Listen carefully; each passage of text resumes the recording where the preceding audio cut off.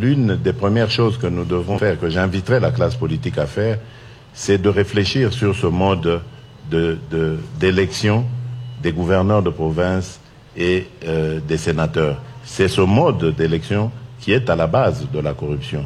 Et donc il faut réfléchir sur la manière de le changer et de donner au peuple, de la même manière que pour les élections législatives nationales et provinciales, et même présidentielles, le droit de voter directement, de choisir directement ses élus. Et donc, pour terminer avec cette question de la corruption, je dirais le combat contre la corruption, je le dis et je l'affirme, sera une de mes priorités. Je combattrai la corruption avec toutes les méthodes démocratiques possibles, mais jusqu'à ce que celle-ci sera totalement éradiquée de notre société. Alors, concernant les droits de l'homme, je ne comprends pas du tout cette invitation à me démarquer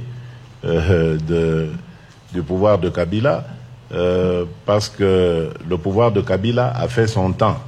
Maintenant, c'est le mien qui commence. Donc, il n'y a pas de démarcation à provoquer là. J'ai amené ma méthode et je vais vous dire comment est-ce qu'elle est déjà en train de faire ses effets. Depuis que j'ai été élu, j'ai commencé à sévir sur les agents des forces de l'ordre qui violent les droits des citoyens, et j'en veux pour preuve, en ce moment, il y a 3 colonels qui ont été arrêtés pour avoir donné l'ordre de tirer sur des étudiants quelques jours après mon investiture. Au niveau de la télévision nationale, la télévision officielle, qui ne donnait pas accès à l'opposition, aujourd'hui, elle le fait. L'opposant qui continue de revendiquer sa soi-disant victoire a le champ libre. Non seulement ses activités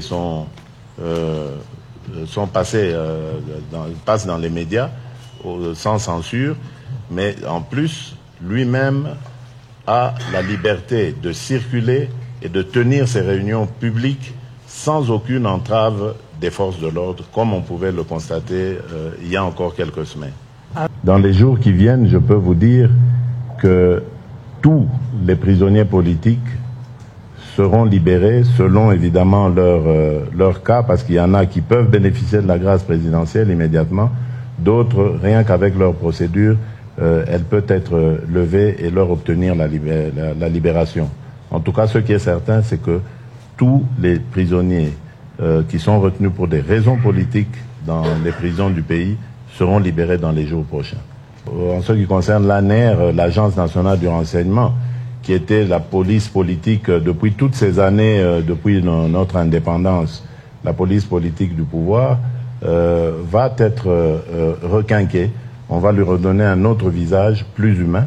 Et j'ai d'ores et déjà donné l'instruction pour que tous les cachots de ces services soient fermés et qu'on ne puisse plus retenir des individus dans ces endroits uniquement à cause de leurs opinions politiques. Ça n'arrivera plus. Et je sais que c'est une question de temps aussi, parce que certaines habitudes sont restées.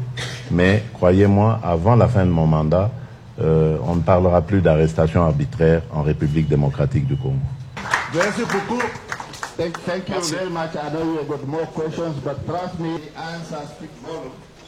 For now, I would want to invite